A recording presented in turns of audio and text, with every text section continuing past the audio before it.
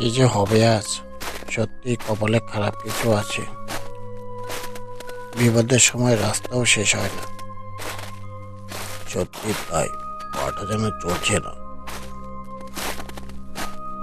সতীশ আর শিমুল হন্তদন্ত হয়ে বাদলের বাড়ির দিকে ছুটল। বাদল কাকা, ও বাদল কাকা। আরে কাকা, আমরা কে সেটা জানাটা জরুরি না, একটু জলদি ওঠো তো। ধরো ধরো, তাড়াহুড়ো করে উঠতে নেই। না, বড্ড দেরি হয়ে যাচ্ছে গো।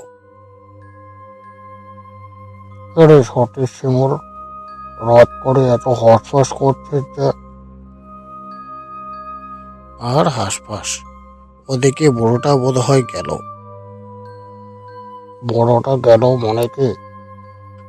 নেপাল ঘুড়োর ওপর টান উঠছে, যায় যায় অবস্থা। বলিস কি?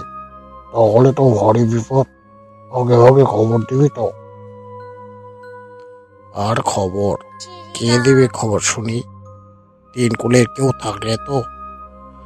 আমি আর সতীশ ক্লাব থেকে ফেরার পথে গংরানির শব্দ শুনে ঘরে গিয়ে দেখি বুড়োর শ্বাসের উপর টান উঠে গেছে।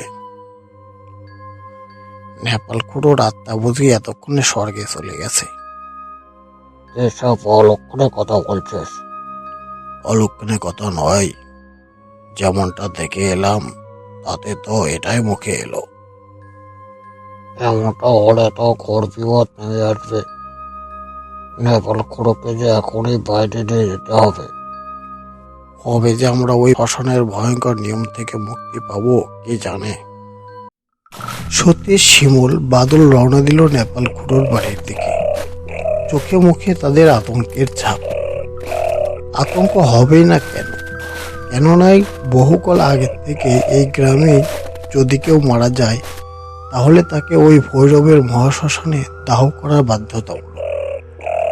আর ওই ভয়ঙ্কর মহাশ্মশানে দাহ কেউ করতে পারে না।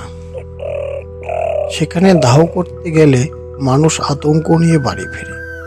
কারো কারো তো প্রাণ যায় যায় অবস্থা। আর এই সকল কারণে গ্রামের লোক যদি দেখে কারো অবস্থা মরণাপন্ন হয়ে গেছে, তারা সবাই তাকে এক গ্রামে থেকে অন্য গ্রামে নিয়ে যায়। কেউ কেউ তো আত্মীয় স্বজনদের বাড়ি থাকে, আর সেই সব শ্মশানে তাদেরকে দাহ করা হয়। ওরা তিনজন নেপাল খুড়োর বাড়িতে এসে পৌঁছলো। নেপাল খুড়োর ঘরে ঢুকে তো তাদের চক্ষু ছানা বড়া হয়ে গেল। একিরি, এখন কেমন হবে? নেপাল খুড়ো তো মনে হয় মরে গেছে। ও তো আমাদেরকে মরণ ভিতরে ফেলে গেছে। এখন কি হবে বলো তো? না না বাবা, আমি যেতে পারবো না।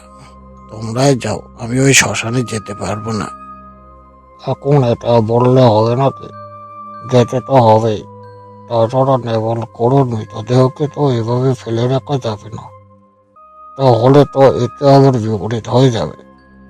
ঠিকই বলেছ, পরে তো দেখা যাবে ওই নেপাল খুঁড়েই ভূত হয়ে আমাদেরকে গ্রামে থাকতে দিচ্ছে না।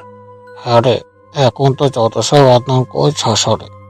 পরে দেখা যাবে এই গ্রামে শুরু হয়ে গেছে। তখন গ্রামের টিকে থাকা দায় হয়ে যাবে।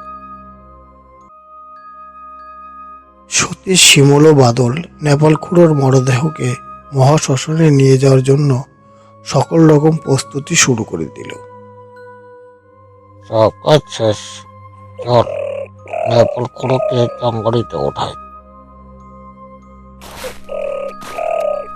তারা চলল মরদেহ নিয়ে মহাশ্মশানের দিকে।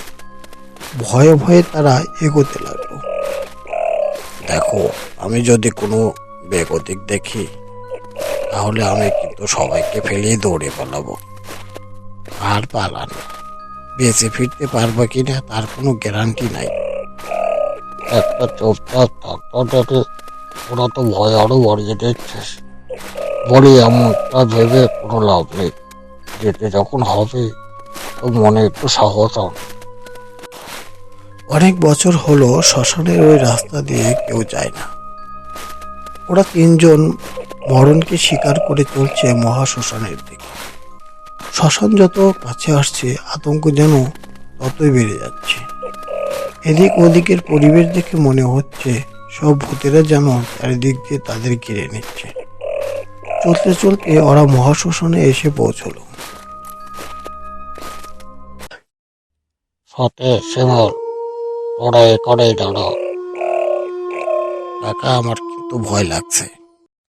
আরে চুপ কর তো, আজে বাজে কথা বলতে, যেটা করতে এসেছিস সেটাই কর। কাকা, তোমার কি মনে আছে শেষ মরা পোড়ানোর ঘটনাটা? কি ভয়টাই না পেয়েছিলাম সবাই। একটু বেশি বাবা করছিস তোরা, সেটা ভেবে কি করবো?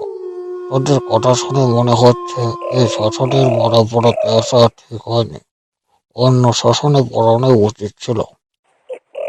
না না কাকা, যেহেতু এই গ্রামে মরেছে তো দাহ এই শ্মশানেই করতে হবে, না হলে তো সবার বাড়ির ওপর ভূত প্রেতের অত্যাচার শুরু হবে।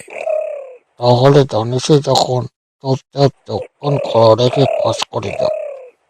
মরাটা কাঁধে থেকে নামাতে মোর, দেখ তো চিতাটা পরিষ্কার আছে কিনা, ওরা কাঠটাকে সরিয়ে দে। না না কাকা, আমি যেতে পারবো না, আমার ভয় করছে। তাহলে সতেজ তুই যা। আমি বলি কি কাকা, তোমার তো খুব সাহস, তুমি যাও না। তাহলে চল আমরা সবাই মিলে যাই, ওটাই ভালো হবে। ওরা মরদেহ নামিয়ে চিতার সামনে গিয়ে দাঁড়ালো। ওরা চিতা দেখার পর মৃতদেহের কাছে গেল। সেখানে গিয়ে তো ওদের সবার চোখ ছানা বড়া হয়ে গেল। কে রে, দেরি করছিস যে কেন? আমাকে নিয়ে যা, আমাকে পোড়া। রে আয়, আমাকে নে, ওরা আমাকে। কে রে, দেরি করছিস যে কেন? আমাকে নিয়ে যা, আমাকে পোড়া। রে আয়, আমাকে নে, ওরা আমাকে।